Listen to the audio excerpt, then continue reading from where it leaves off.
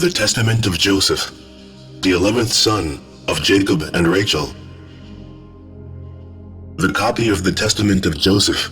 When he was about to die, he called his sons and his brethren together and said to them, "My brethren and my children, hearken to Joseph, the beloved of Israel.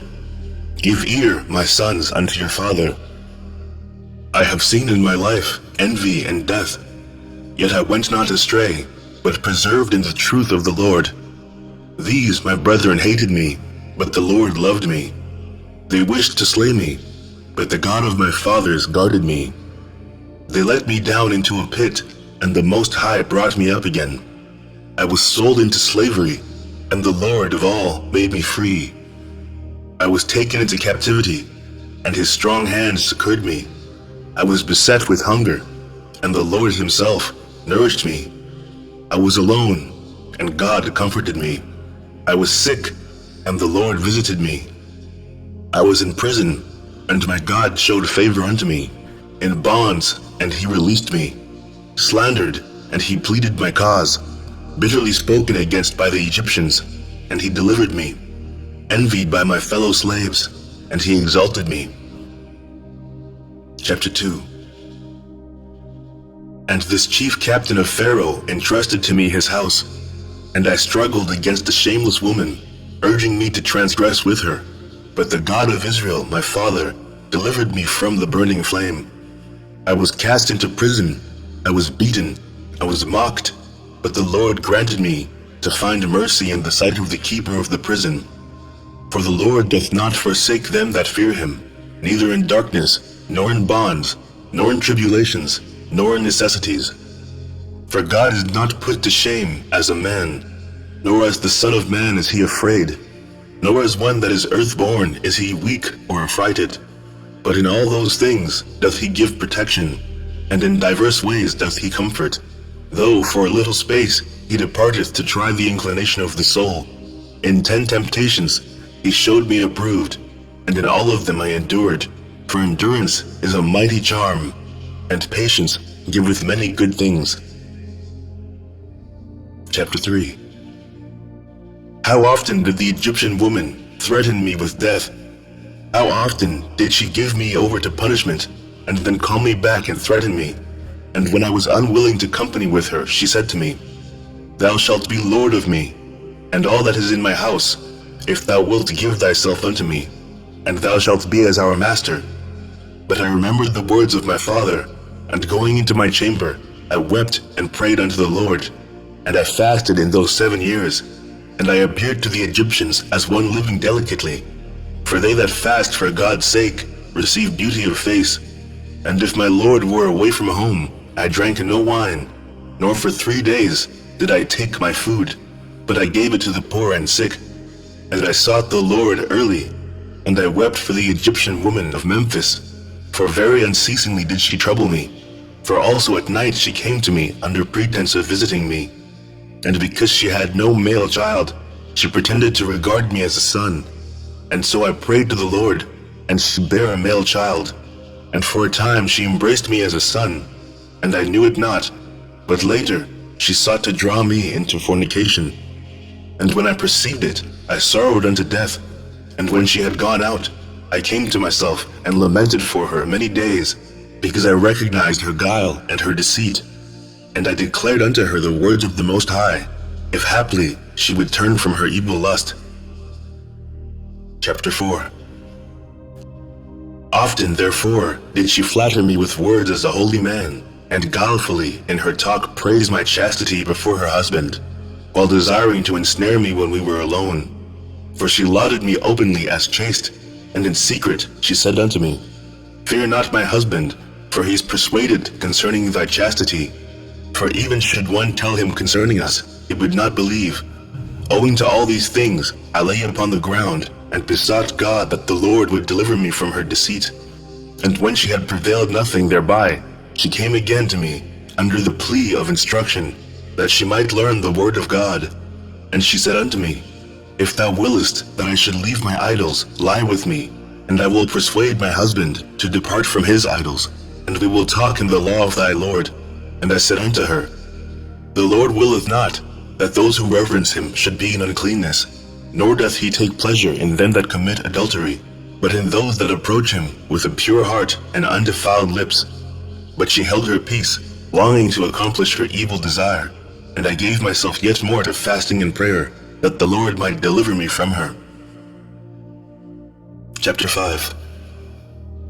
And again, at another time she said unto me, If thou wilt not commit adultery, I will kill my husband by poison, and take thee to be my husband.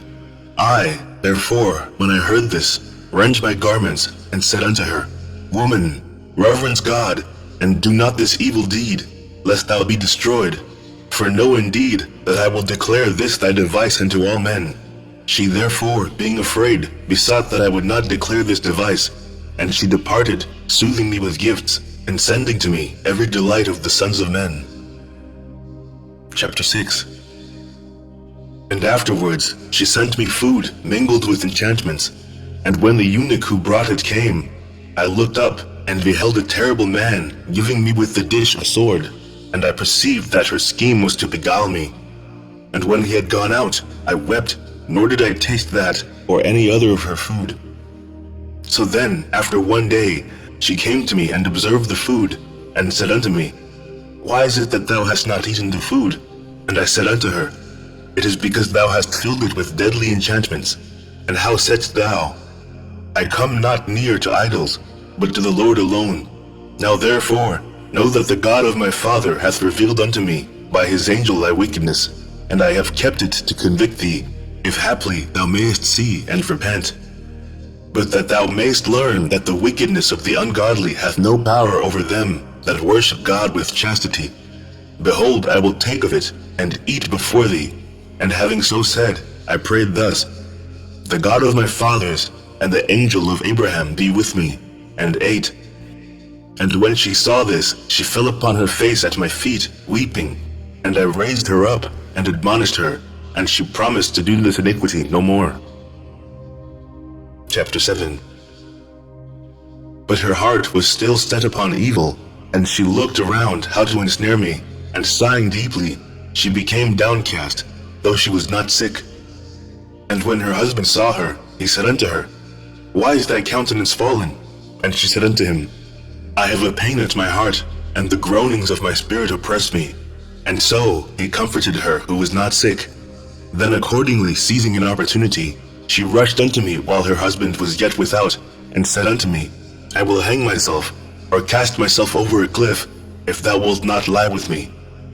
And when I saw the spirit of Beliar was troubling her, I prayed unto the Lord, and said unto her, Why, wretched woman, art thou troubled and disturbed, blinded through sins?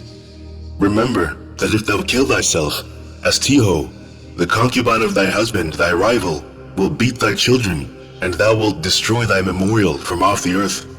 And she said to me, Lo, then thou lovest me. Let this suffice me. Only strive for my life and my children. And I expect that I shall enjoy my desire also. But she knew not that because of my Lord I spake thus, and not because of her. For if a man hath fallen before the passion of a wicked desire, and become enslaved by it, even as she, whatever good thing he may hear with regard to that passion, he receiveth it with a view to his wicked desire. Chapter 8. I declare therefore unto you, my children, that it was about the 6th hour when she departed from me, and I knelt before the Lord all day and all the night, and about dawn I rose up weeping the while, and praying for a release from her. At last, then, she lay hold of my garments, forcibly dragging me to have connection with her. When, therefore, I saw that in her madness she was holding fast to my garment, I left it behind, and fled away naked. And holding fast to the garment, she falsely accused me. And when her husband came, he cast me into prison in his house. And on the morrow, he scourged me and sent me into Pharaoh's prison. And when I was in bonds, the Egyptian woman was oppressed with grief. And she came and heard how I gave thanks unto the Lord, and sang praises in the abode of darkness, and with glad voice rejoiced, glorifying my God that I was delivered from the lustful desire of the Egyptian woman. Chapter 9. And often hath she sent unto me, saying, Consent to fulfill my desire, and I will release thee from thy bonds, and I will free thee from the darkness. And not even in thought did I incline unto her. For God loveth him who in a den of wickedness combines fasting with chastity, rather than the man who in king's chambers combines luxury with license. And if a man liveth in chastity, and desireth also glory, and the Most High knoweth that it is expedient for him, he bestoweth this also upon me. How often, though she were sick, did she come down to me at unlooked for times, and listened to my voice as I prayed. And when I heard her groanings, I held my peace. For when I was in her house, she was wont to bare her arms, and breasts, and legs, that I might lie with her. For she was very beautiful, splendidly adorned in order to beguile me, and the Lord guarded me from her devices. Chapter 10. Ye see, therefore, my children, how great things patience worketh, and prayer with fasting. So ye too, if ye follow after chastity, and purity with patience and prayer, with fasting and humility of heart, the Lord will dwell among you, because he loveth chastity. And wheresoever the Most High dwelleth, even though envy, or slavery, or slander befalleth a man, the Lord who dwelleth in him, for the sake of his chastity, not only delivereth him from evil, but also exalteth him even as me. For in every way the man is lifted up, whether in deed, or in word, or in thought. My brethren knew how my father loved me, and yet I did not exalt myself in my mind. Although I was a child, I had the fear of God in my heart, for I knew that all things would pass away, and I did nor raise myself against them with evil intent, but I honored my brethren, and out of respect for them, even when I was being sold, I refrained from telling the Ishmaelites that I was a son of Jacob, and a great man, and a mighty. Chapter 11. Do ye also, my children, have the fear of God in all your works before your eyes, and honor your brethren. For every one who doeth the law of the Lord shall be loved by him. And when I came to the Indokalpite with the Ishmaelites, they asked me, saying, Art thou a slave? And I said that I was a homeborn slave, that I might not put my brethren to shame. And the eldest of them said unto me, Thou art not a slave, for even thy appearance doth make it manifest. But I said that I was their slave. Now when we came into Egypt, they strove concerning me, which of them should buy me and take me. Therefore it seemed good to all that I should remain in Egypt, with the merchant of their trade, until they should return bringing merchandise. And the Lord gave me favor in the eyes of the merchant, and he entrusted unto me his house. And God blessed him by my means, and increased him in gold and in silver, and in household servants, and I was with him 3 months and 5 days. Chapter 12. And about that time, the Memphian woman, the wife of Pentephrei, came down in a chariot with great pomp, because she had heard from her eunuchs concerning me. And she told her husband that the merchant had become rich by means of a young Hebrew, and they say that he had assuredly been stolen out of the land of Canaan. Now, therefore, render justice unto him, and take away the youth to thy house. So shall the God of the Hebrews bless thee, for grace from heaven is upon him.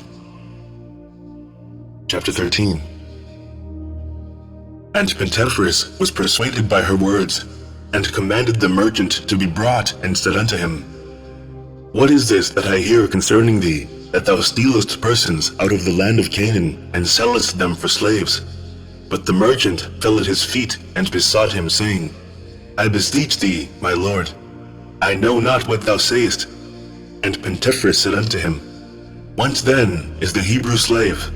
And he said, The Ishmaelites entrusted him unto me, until they should return. But he believed him not, but commanded him to be stripped and beaten. And when he persisted in his statement, Pentephrus said, Let the youth be brought. And when I was brought in, I did obeisance to Pentephrus, for he was third in rank of the officers of Pharaoh. And he took me apart from him, and said unto me, Art thou a slave or free? And I said, A slave. And he said, Whose? And I said, The Ishmaelites. And he said, How didst thou become their slave? And I said, They bought me out of the land of Canaan. And he said unto me, Truly thou liest. And straightway he commanded me to be stripped and beaten. Chapter 14. Now the Memphian woman was looking through a window at me, while I was being beaten, for her house was near. And she sent unto him, saying, Thy judgment is unjust, for thou dost punish a free man who hath been stolen, as though he were a transgressor. And when I made no change in my statement, though I was beaten, he ordered me to be imprisoned, until he said, The owners of the boy should come. And the woman said unto her husband, Wherefore dost thou detain the captive and well-born lad in bonds, who ought rather to be set at liberty, and to be waited upon? For she wished to see me out of a desire of sin, but I was ignorant concerning all these things. And he said unto her, It is not the custom of the Egyptians to take that which belongeth to others before proof is given. This, therefore, he said concerning the merchant. But as for the lad, he must be imprisoned. Chapter 15. Now after 24 days came the Ishmaelites, for they had heard that Jacob my father was mourning much concerning me. And they came and said unto me, How is it that thou saidst that thou wast a slave? And lo, we have learned that thou art the son of a mighty man in the land of Canaan, and thy father still mourneth for thee in sackcloth and ashes. When I heard this, my bowels were dissolved, and my heart melted, and I desired greatly to weep, but I restrained myself, that I should not put my brethren to shame. And I said unto them, I know not, I am a slave. Then, therefore, they took counsel to sell me, that I should not be found in their hands. For they feared my father, lest he should come and execute upon them a grievous vengeance. For they had heard that he was mighty with God and with men. Then said the merchant unto them, Release me from the judgment of Pentifree. And they came and requested me, saying, Say that thou wast bought by us with money, and he will set us free. Chapter 16. Now the Memphine woman said to her husband, Buy the youth, for I hear, said she, that they are selling him. And straightway she sent a eunuch to the Ishmaelites, and asked them to sell me.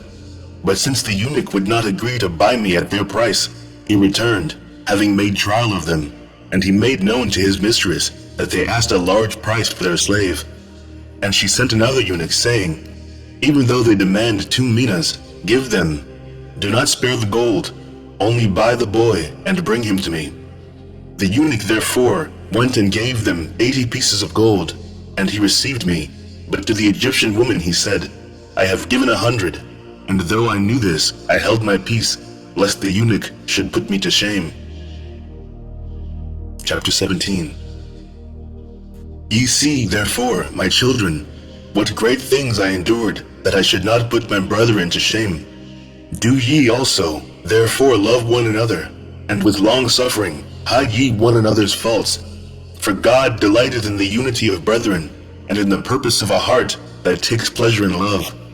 And when my brethren came into Egypt, they learnt that I had returned their money unto them, and upbraided them not, and comforted them. And after the death of Jacob my father, I loved them more abundantly, and all things whatsoever he commanded I did very abundantly for them.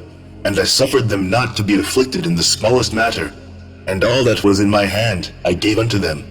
And their children were my children, and my children as their servants. And their life was my life, and all their suffering was my suffering, and all their sickness was my infirmity.